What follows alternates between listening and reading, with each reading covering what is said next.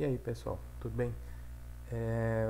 Uma dúvida recorrente e que eu tive também quando comecei a aprender Python é como eu poderia gerar um arquivo executável do meu código para o Windows.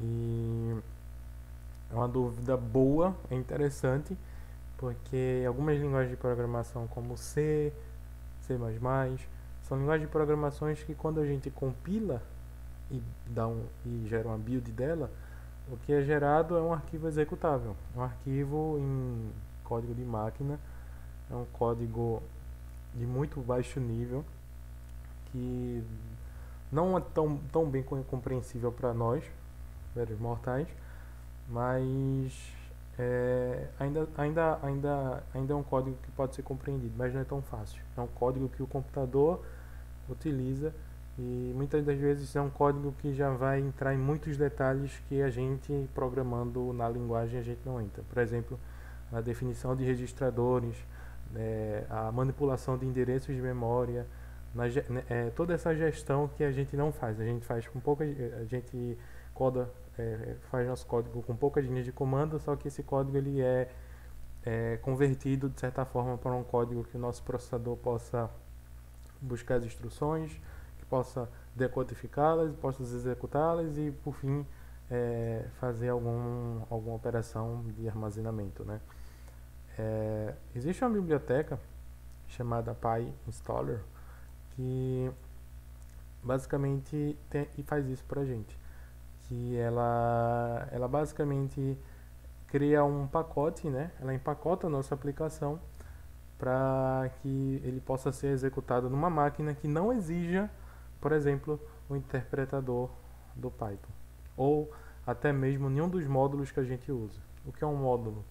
É, um exemplo mais prático é o nosso Pandas, NumPy, alguma biblioteca como algum framework como o Flask para desenvolvimento de APIs. Muitas das vezes o nosso cliente, o nosso usuário final, ele não precisa ter tudo isso instalado. Basta ele ter um executável, um único pacote que já tenha tudo dentro. Então, basicamente, você precisa estar numa máquina do Windows, mas se eu não me engano, essa biblioteca ela também consegue gerar arquivos executáveis para outros sistemas também, não só o Windows, tá? Windows, Linux e Mac, tá?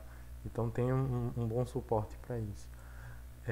Então o que a gente vai fazer? A gente vai já supondo que você já tem um pip instalado, a gente vai digitar pip install PyInstaller. Eu já tenho instalado na máquina, então não tem muito o que se fazer quanto a isso. Eu tenho um arquivo aqui de exemplo, é o exe01.py, e eu quero compilar esse arquivo. Eu quero que esse arquivo eu não quero ter eu não quero precisar rodar diretamente no interpretador do Python. O que é que eu vou fazer?